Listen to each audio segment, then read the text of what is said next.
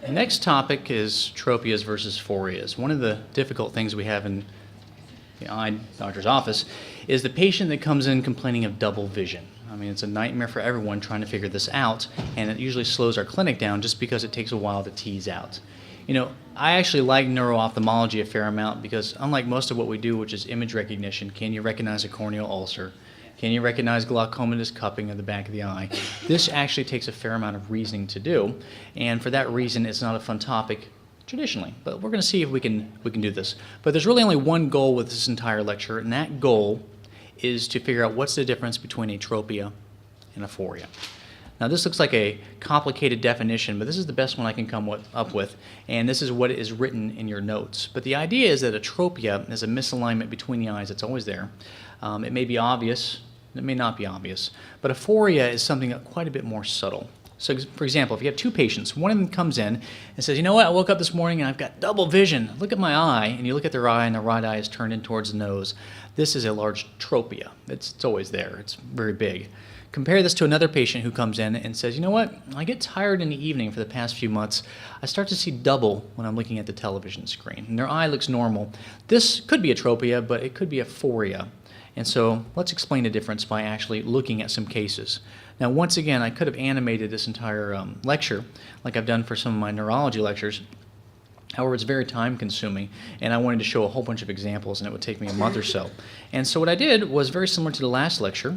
I basically created a cardboard cutout of a couple of eyes, and using my camera and some basic animation techniques, I've come up with this device. And I call this the eye monster because he's got eyes that are going to move in very funny ways, and we're going to try to figure out what the problem here is, how to name it, how to recognize it, and that's about it. Our job here is not to find the cause. I'm not looking, is that a third nerve palsy, is it a fourth nerve palsy, is it decompensated exotropia? We don't need to know that stuff. We just need to know how to recognize it and document it.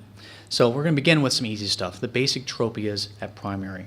And when they're very large, they're quite obvious. So in this case, it looks like that left eye is deviated outwards. And when the eyes are deviated outwards, we call that an exo. This is an exotropia. Not too hard. In this case, the right eye seems to be pointing towards the nose. This is an ESO. When the eyes are turned inwards, it's an esotropia. A pretty big one is quite obvious. Now, when one eye is pointed up, in this case, it looks like that left eye might be deviated upwards. We call this a hypertropia. And when one eye is deviated down, we call this a hypotropia. That's the basic naming conventions. Now, it doesn't really matter so much what primary gaze is because we're going to talk about some more interesting stuff. How do the eyes move and how does that change these things? Now, this is an exotropia. That left eye is deviated outwards, and for the most part is deviated outwards a little bit on all directions of gaze. You know, a lot of people who are, say, born with a ocular motility issue or even develop some type of palsy like a sixth nerve palsy, if you give them enough time, they become comitant, which means that the problem, the exodeviation, is there pretty much in all gaze directions. But we're going to talk about some more interesting things. Let's talk about some tropias, some very obvious misalignments that we only see with different directions of gaze. So for example, in this eye, straight ahead, great, so that looks fine. But if you had them look off to one direction, you notice that that right eye is not getting out. In fact, you might even say that that right eye becomes esotropic. It's cross-eyed, at least when they try to look to the right. So one way to describe this would be a right esotropia. But we'll come back to that, because what we need to talk about if we're going to talk about eye movement disorders is the cardinal directions. Now, let's do some basic eye anatomy. As we know, the eye sits inside of the eye socket like a scoop of ice cream inside of a waffle cone, and there are rectus muscles, which do up, down, left, and right, which attach to the surface of the eyeball and go all the way back to the back of the eye socket at the annulus of Zinn. And these rectus muscles, at a very simplistic level, affect the eye direction in this way, up, down, left, and right. But the reality is that the eye socket is a little bit more complicated than this. There are some other muscles back there. There's the obliques, the superior and inferior oblique, which do some funny things.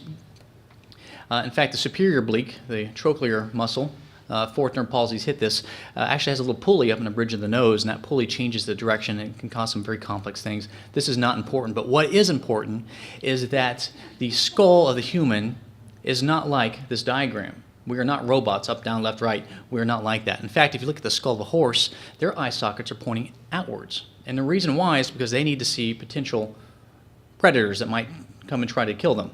so they can run away.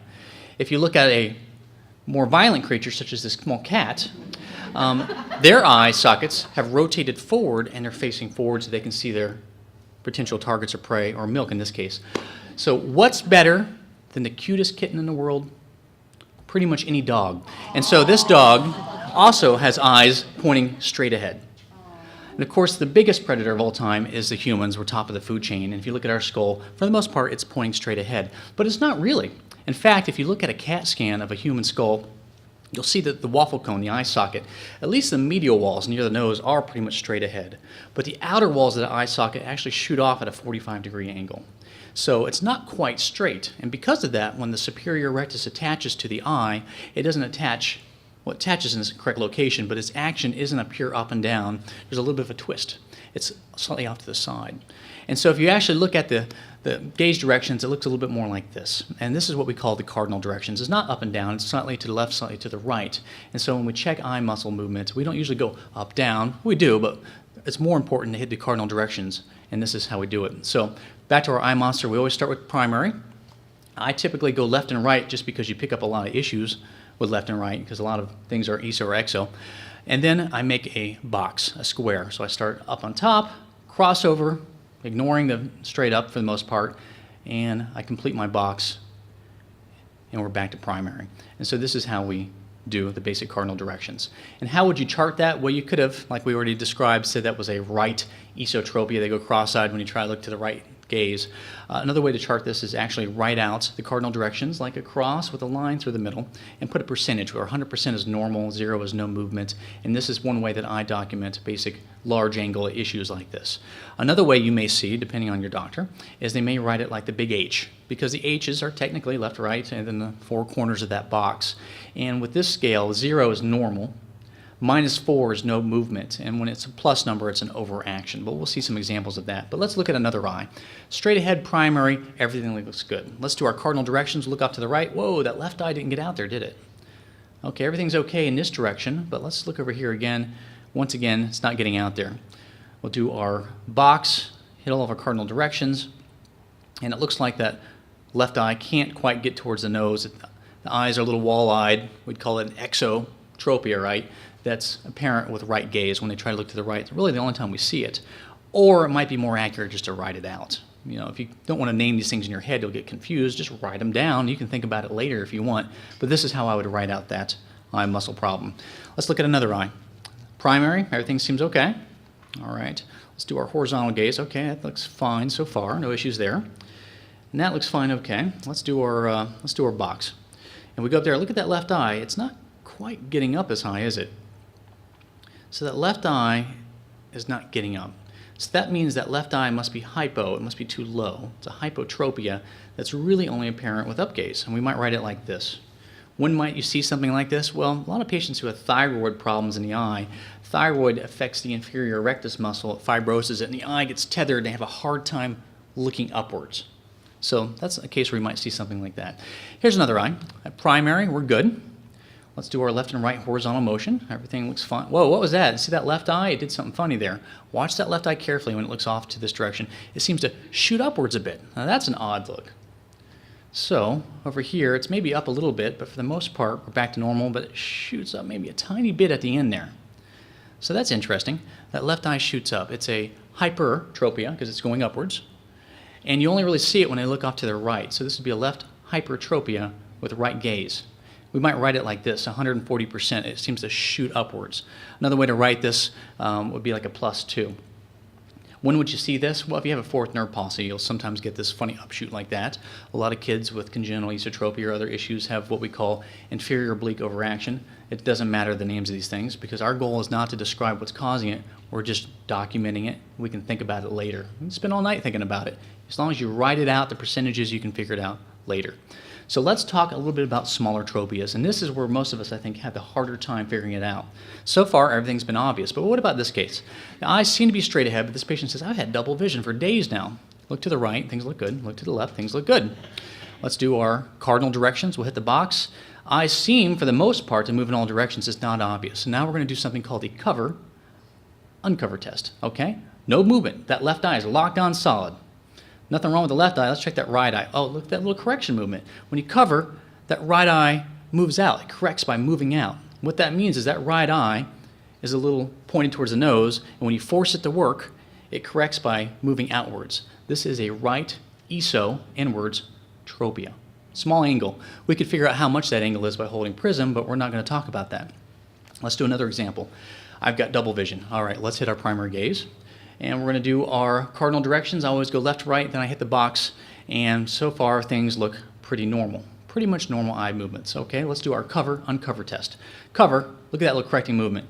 That left eye must be pointing too far to the side, and when you force it to look, it looks like the right eye dominant, so that one's pretty much locked on all the time. Let's do a replay. We'll cover that other eye. This is a left exotropia. The eye is too far out, and when you force it to look by covering the good eye, it comes inwards. A left exotropia. Okay, another example. Primary, everything's fine. Good. We'll do our horizontal axes. Okay, that looks fine. Let's do our cardinal positions. We'll hit the corners of our box. Everything is okay. Nothing's obvious yet. Okay, but I still have double vision. Let's do the cover, uncover. Cover. Oh, look at that little correcting movement. That left eye comes down. That must mean that that left eye was pointing too far up. When you force it to look, it comes down. The right eye is locked on solid.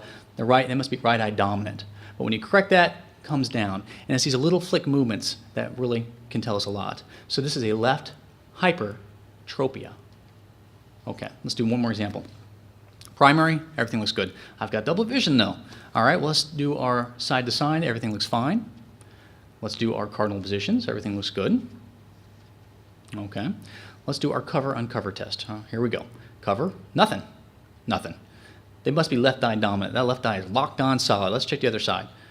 Look at that little correcting movement. It's moving upwards. It must mean it's too low to begin with.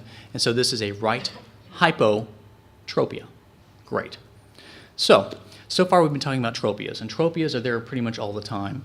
One way to think about it is I've got double vision even with both eyes attempting to lock on to the object. I still have double vision. Aphoria, on the other hand, might only be there some of the time. You may have to tease aphoria out to bring it on. This is the patient that says that I start getting double vision when I'm driving at night on the car for late night, I'm tired, and then the roadsides start to split. These are more subtle. Here's an example.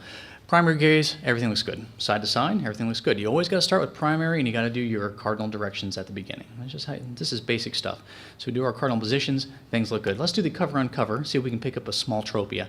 No, things are locked on pretty good. That left eye is locked on. No, the right eye is locked on. Let's break fusion now between the eyes. Don't let them synchronize with each other, but doing the cross cover test. As we cross, you can see the eyes are correcting by coming in. And what that tells me is that when you break fusion, you don't let the eyes talk to each other. With the cross-cover test, they have a tendency to drift out. They have a tendency to be an exophoric. They have an exophoria, and you can only really tease that out with the cross-cover test, break fusion. Break fusion, that's a buzzword. So let's go on to another example. I've got double vision sometimes. I'm not comfortable reading, all right? Well, we'll check our primary, we'll check our cardinals in all directions. Everything looks fine. Let's look for some tropias. We'll do a cover-uncover test. Eye is locked on solid. Everything's good there. Cover-uncover. Locked on solid. There's no tropias at all. Let's see if we can bring out aphoria by breaking fusion. And we see that. We see, oh, a little correcting movement. It's coming out. It's coming out. What that tells us is that the eyes have a tendency to cross. They have an esophoria that we brought out. And you can see it because of the correcting movement. Another example. I've got double vision. Things look kind of catty-corn. Doesn't look quite right. Okay, well, let's check it out. Cardinal directions. Everything looks fine. Let's do our cover-uncover test. You always do that one first. Look for tropias. Everything's fine there. Locked on solid. Locked on solid. No tropias at all. Let's see if we can bring out aphoria by breaking fusion between the eyes. A little correcting movement there. Look at that right eye. The right eye comes down. And that must mean that the right eye was too high. This would be a right hyperphoria. Or a left hypophoria. It's hard to, when it comes to up and down, you can describe it either way. But I find it more useful just to concentrate on the right eye when it comes to these things. So it was a hyper. Let's move on. One more example of this. Double vision sometimes. Okay, primary gaze is good. Let's check our cardinal directions because we always do that first. And for the most part, the eyes seem to be moving well and in synchrony. We'll look for any small tropias doing our cover, uncover. Everything's locked on. Good. With both eyes working, yeah.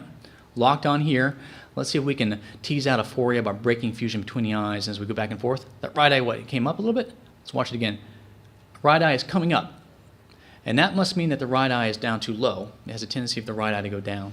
So that would be a right hypophoria or a left hyper, but I always concentrate on the right eye, otherwise I get confused.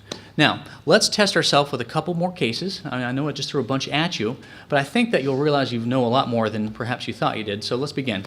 I've got double vision, okay? Primary gaze, things look okay. Maybe one's eye off. I can't tell, but let's take a look. Oh, what was that? That's obvious, right? So that is obvious. So this is what well, it's definitely ESO with right gaze, that's correct. But I think the left eye is involved. You know, when it comes to funny things like this, you're absolutely right. It'll just confuse you if you call this a left ESO. You're all right. I'm completely wrong. And that's why I don't usually call it that. I just draw it out, and I think about it later. So you're absolutely correct. So this right eye is not getting out. It's an ESO. It's the right eye is involved with right gaze. Correct. Absolutely. Thank you. All right, another example. I've got double vision sometimes, okay. Primary, cardinal directions look good. All right, no problems here. Everything looks good here. Okay, so I don't know what the problem is. Let's do the cover and cover test. Look at that little correcting movement there. That left eye is coming in. That means that left eye was too far out to begin with. So absolutely right. It's a left exotropia. Small angle. Right eye is fine. Let's do another example. At primary, everything looks fine. Great. Everything looks okay in our cardinal directions. Everything's good. Let's see if we can pick up a subtle tropia, the cover and cover. Locked on, good. Locked on. There's no tropias here. Let's try to break fusion between the eyes. See if we can pick up something. Oh, there's something. Yep. So, some type of esophoria. Is it right or is it left? I don't know, because when it comes to subtle things like that, it's hard to tell. I just call it an esophoria, but it very well could be a right esophoria. You're right. So basically, in summary, a tropia can be large angle and obvious. You might only see it with certain gaze directions, or you might even have to do the cover-uncover test to pick up subtle shifts. But when it comes to phorias, it's a little bit harder. You have to tease it out. You have to break the synchronization between the eyes with the cross-cover test before you can see it. Thank you.